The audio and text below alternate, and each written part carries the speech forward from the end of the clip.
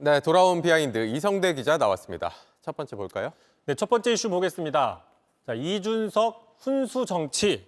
자, 개혁신당의 이준석 대표가 민주당이 주장하고 있는 민생회복지원금 25만 원에 대해서 비판을 했습니다. 네. 산출 근거가 없다라는 건데요. 들어보시죠. 25만 원에 대한 합리적인 수치적 근거를 제시하지 못한다면 2,000명 의대 증원 붙들고 의료 시스템 전반을 초토화하고 있는 윤석열 대통령보다 조금도 나을 것이 없습니다. 네, 이거는 한 번에 두 사람을 지적하는 것처럼 들리기도 하네요. 이게 민주당 이재명 대표를 겨냥한 것 같기도 하고 윤석열 대통령을 겨냥한 것 같기도 하고. 그렇습니다. 이제 계속 저 25만 원 이슈가 논란이 되고 있으니까 자, 이준석 대표는 이와 더불어서 이재명 대표의 경제관념에 대해서도 훈수를 뒀습니다. 네. 자, 이재명 대표 인플레가 무엇인지 혹시 모르고 있는 거 아니냐라고 얘기를 했었는데요. 특히 지난 대선이었죠. 이재명 대표가 이른바 우리도 기축통화국이 될 수 있다라는 발언 상당히 당시에 논란과 화제가 됐었는데 혹시 그런 발언들 때문에 아깝게 대선에서 진 게 아니냐라는 훈수도 뒀습니다. 네. 계속 한번 인플레 발언 들어보겠습니다. 인플레이션이 무엇인지 아시긴 아십니까? 국민들의 구매력이 급격히 감소한다는 이야기고 국민들은 과일이든 샌드위치든 소고기든 초밥이든 더 적게 소비할 수밖에 없어진다는 것입니다. 자, 일단 민주당에서는 그 25만 원에 대해서 오늘 입장을 밝혔는데요. 자, 진성준 수석위원장은 이렇게 얘기를 했습니다. 자, 이게 현금으로 주는 게 아니라 사용기간이 있는 소비 쿠폰을 발행해서 그 지역 경제 활성화를 위한 노력이다. 또 그 이름이나 규모에 대해서는 얼마든지 협의 가능하다는 입장을 내놨습니다. 네. 이준석 대표가 이런 식으로 좀 야당들을 대상으로도 좀 지적의 목소리를 내놓고 있죠. 그렇습니다. 마침 오늘 또 조국혁신당 대표에 대해서도 날선 발언을 내놨는데요.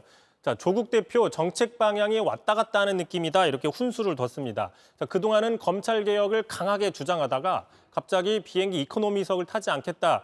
당내 혁신위에서 할 정도의 그런 가벼운 주제를 던지면서 좀 왔다 갔다 하는 거 아니냐라는 비판을 내는 건데요. 네. 자, 또 이렇게 얘기를 했습니다. 조국혁신당이 지금 연석회의 제안을 했잖아요.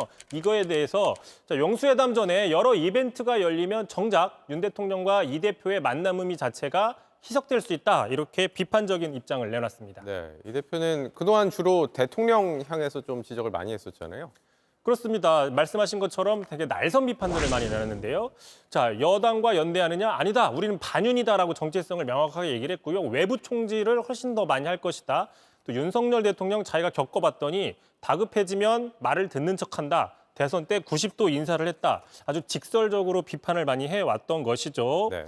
자, 실제로 이제 그렇기 때문에 이준석 대표가 여야 좌우를 넘나들면서 맞춤별로 현안에 대해서 그때그때 대응을 하면서 캐스팅 보트로의 영향력을 키우려고 하는 게 아니냐 뭐 이런 분석들이 나오고 있습니다. 네. 자, 실제로 오늘 지난주였습니다. 최상병 특검에 대해서는 이렇게 조국 대표와 나란히 서서 특검을 요청했었고 또 오늘이었죠. 민주당과 조국당과 같이 방송 3법 제2법에 대한 공영방송 개혁에 대해서도 이렇게 진보 야권과 한 목소리를 내기도 했습니다. 네. 뭐 같이 할 건 하고 비판할 건 한다. 뭐 이런 거겠군요. 네. 다음 볼까요? 자, 다음 이슈 보겠습니다. 자, 모두가 이재명의 사람들.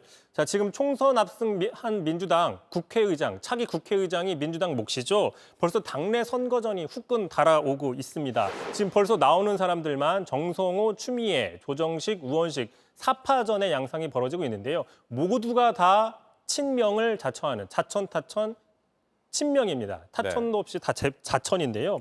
자, 그러다 보니까 지금 벌써 이제는 계파 싸움이 아니라 누가 더 선명성이 있느냐의 싸움으로 흘러가고 있다는 이야기가 나오고 있습니다. 네. 특히 이제 민주당 입장에서는 후보들이 많이 나오자 과반을 넘지 않으면 결선 투표도 도입하기로 했습니다. 네. 그러니까 선명성이라는 게 누가 더 이재명 대표와 가깝다 이런 것보다 좀 이제 당내에 좀 더 소구력이 있는 후보가 나다 뭐 이렇게 주장하고 있다는 겁니까? 그동안 국회의장이라고 하면은 과거에는 중립적인 위치였었는데 사실상 이제 당내에서는 지금 87년 민주화 이후에 처음으로 역대급의 여대 야소 승리를 했기 때문에 과거의 중립적인 위치의 의장과는 좀 다른 의장이 필요하다라는 목소리가 나오고 있고요. 네. 특히 이제 지지자들 사이에서는 그동안 180석을 줬는데 이걸 갖고 뭐 했느냐? 뭐 이런 비판들이 많이 나온다라는 거죠. 특히 그 이유가 민주당 소속의 국회의장들이 역할을 못했다. 실제로 추미애 의원도 박병석 전 의장 다 된 밥에 코를 빠뜨렸다 비판을 했고요. 또 당내에서는 직전에 김진표 의장이 윤 대통령 편을 많이 들었다.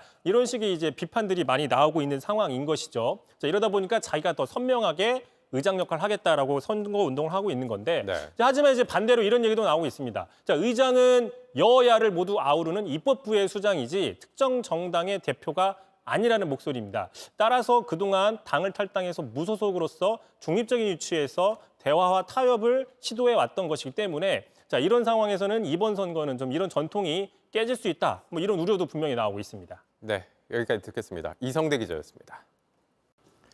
JTBC 뉴스를 시청해 주신 여러분 고맙습니다. 저희는 저녁 6시 50분 뉴스룸에서 뵙겠습니다.